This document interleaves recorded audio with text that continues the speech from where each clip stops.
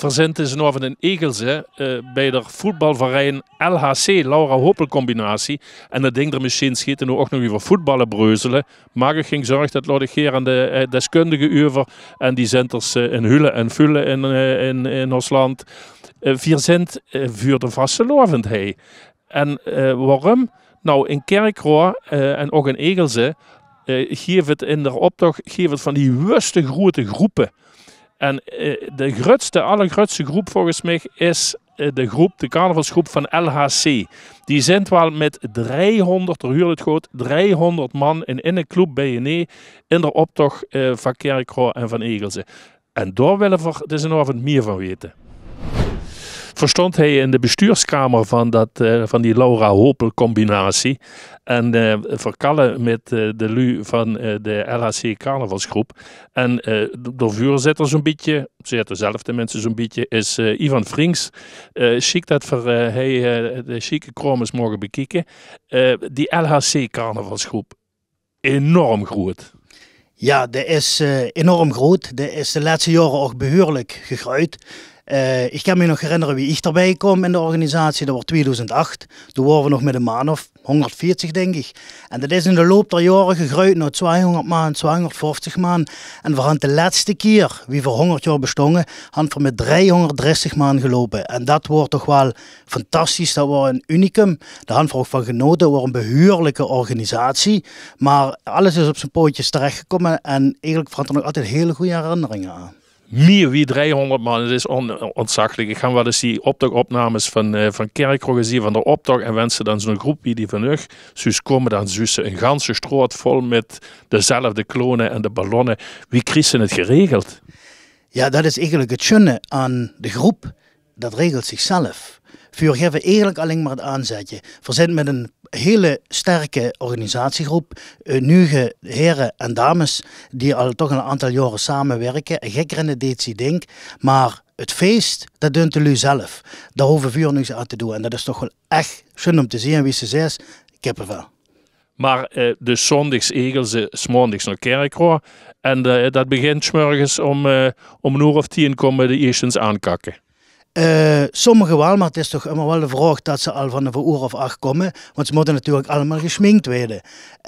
Want dat begint in 3 kleedlokalen. Er zijn overal 3 à 4 personen minimaal aanwezig voor te schminken. En dan gaat het zo in een treintje.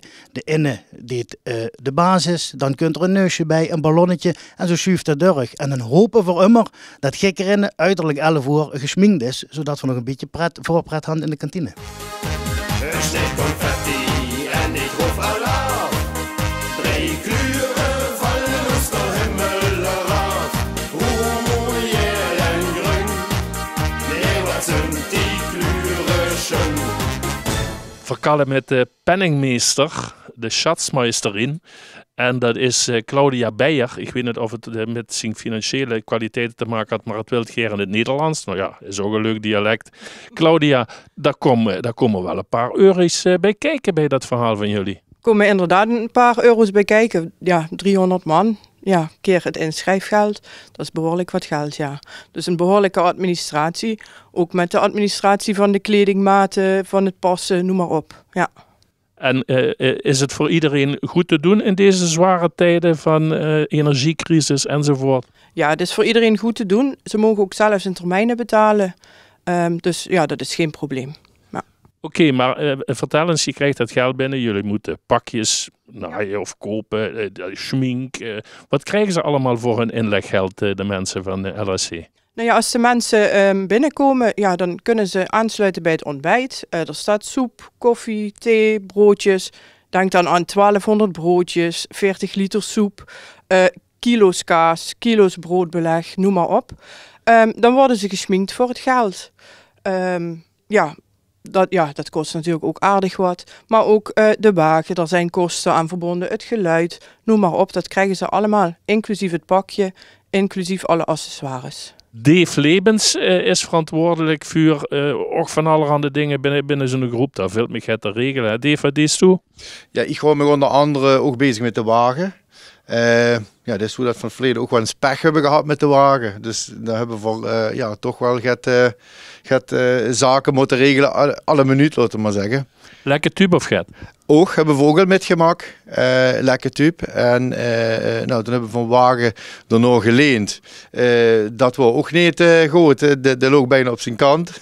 Dus ja, zo maakt ze van alles met. Want het is vooral de bedoeling met de wagen voor ons ook een beetje praktisch. Hè. We lopen best veel kinderen met, die kennen net de ganse optocht, dan ja, de ganse afstand lopen. Dus dan is het ook fijn met die eens op de wagen kunnen storen, een aantal minuten. En de pakjes, daar had ze ook bemoeienis met. Ja. Selecteer zo die, of wie moet ik dat zien? Nou, sinds vorig jaar hebben we, of nog voor corona, is de leverancier. Die heeft ons afgelopen jaar laten weten dat het niet meer kan leveren. Hij heeft ook wat tegenslagen gehad met corona. En toen zijn we opnieuw, ja, moeten gaan zoeken naar een nieuwe leverancier. Ja, en eigenlijk in dat traject, daar heb ik ja, mijn steen aan bijgedragen. En daar gewoon voor de snoek kijken of we daar weer een relatie met krijgen voor meerdere jaren. Maar ik kan me voorstellen, mensen met zoveel lubis en zelfs met het bestuur, daar zitten dan toch ook een man of 8 uur in. Dat zal misschien ook niet helemaal zo gemakkelijk zijn om het eens te worden van wat werd het nu? Ja, dit jaar was helaas de keus niet zo reus, omdat we in principe gaat laat worden al. Hè, omdat, nou, nogmaals, de leverancier houdt zich een beetje op het laatste moment gezegd dat het niet meer ging. Maar nog volgend jaar, dan is eigenlijk een kleine afvaardiging van de groep. Die houdt zich dan ook volledig bezig. En dan werden er dan grote keuzes gemaakt worden. Dan komen we immer terug in het bestuur met die nieuwe maan en dan doen we een stemming. Dan kunnen we dromen, dromen met de ogen op. Vieren leven mag het woord, vastelovend kennisloop. Dan kunnen we dromen, dromen met de ogen op. Vieren leven mag het woord, vastelovend kennisloop. Glenn Strolenberg in even mij, dat is dan weer meer een man die zich bezighoudt met de techniek. Glenn, wat is zo zoal? Ja, ik houd me voornamelijk bezig met de techniek van de wagen. Dus zag de stroomvoorziening, het geluid, licht als het nodig is. En vervolgens met tijdens de optocht alles draaien in orde. Dus samen met Dave. Well. En in principe, ja, voor de rest spring ik bij waar het nodig is. En is er deks houtjes stoutjes werk te doen? Geeft er deks het caduc? De afgelopen jaren aan voor vaak houtje touwtje werk moeten doen. Dus dat wordt wagens wat we op het laatste moment krijgen. Geluid wat aangepast moet worden. Trustopstellingen wat we moeten maken op de Samstig. Wanneer we de zondag uit moeten varen. Ja, dat maakt het ook leuk. Maar af en toe ook ingewikkeld.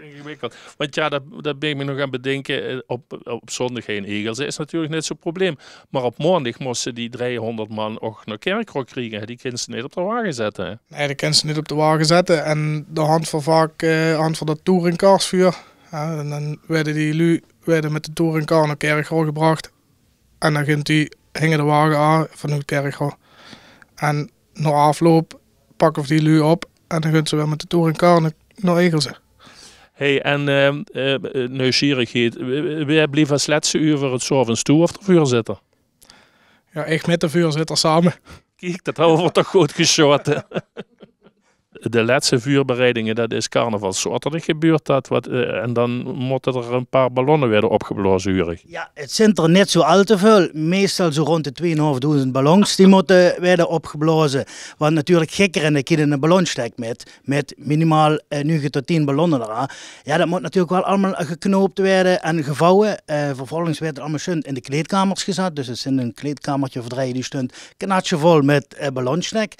Maar er zitten natuurlijk ook het reserves bij. Want de geuren die tellen van ja, dat zijn er een beetje veel. Maar meestal sneuvelen ook wel de eerste optocht. Dus voor van de kerk gegund, moeten die natuurlijk ook nog een paar goede hebben. Hey, en nog, ik had wat we ook nog wel willen weten. Ja, natuurlijk zondags Egelsen, dat is klaar. Dat is het eigen dorp en dan hebben we natuurlijk speelden een toerswedstrijd. Maar het smondigs is natuurlijk een hele interessante de uitwedstrijd naar het grote kerkrooi. En dan had er ook nog wel meer zal het ondeugd in de kop voor wanneer op de Armada komt. Ja, het is natuurlijk wel carnaval. Hè? En met carnaval moeten we natuurlijk met het gezag een beetje de draag steken. Dus het schöne is, wanneer we dan uiteindelijk met die ganse groep aankomen op de Armada-kerkro, dan voor het bordes waar de burgemeester staat en de 3 grote verenigingen van kerkro, waaronder ook de burgerlust en onze Egelser prinsen, de grote en de jeugdprins, ja, die pakken we natuurlijk altijd eventjes in een Polonaise. Terwijl van tevoren werd gezegd, dat mag niet. Maar ja, toch huurt dat een beetje erbij. En om dat te voorkomen dat de waan toch doorviert, deed de chauffeur meestal alsof de even naar het toilet moet. Dus hij springt de tractor uit en is stiefde totdat ze hem komen zoeken. En tot nu toe is het altijd wel netjes en leuk gegaan. Maar het is toch altijd wel een momentje van veel plezier voor gekkerinnen. Ja, wie meer ervan huren, wie meer zin ik krijg. Kan je me nog aanmelden? Ja, voor volgend jaar. Want dit jaar zijn de uitschrijvingen dicht. Ah.